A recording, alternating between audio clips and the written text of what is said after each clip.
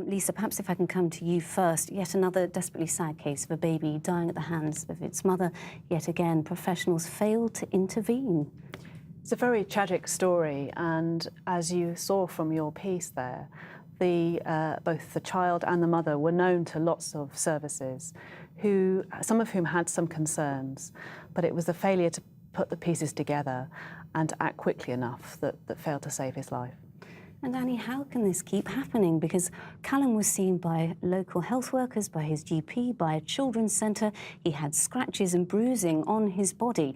Why was nothing flagged up to the authorities? Well, I think the review makes it clear it's a very complicated set of circumstances. This was a child who was with foster carers and was returned home, and I think the review highlights how very important it is to make a really robust assessment when those sorts of decisions are made, to look at what risks a child might be subject to.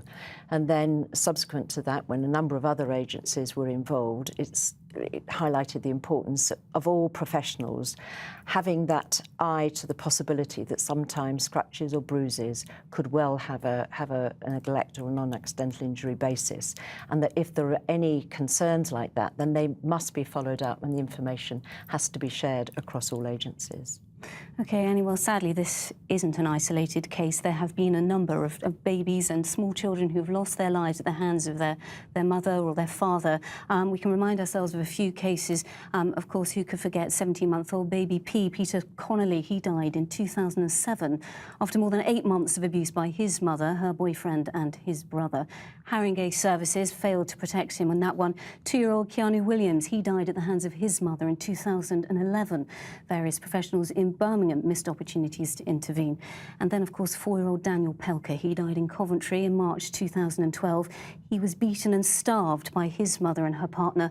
Social services were aware that he was at risk, but again, they failed to act. How many more horrific cases are we going to hear about before something changes?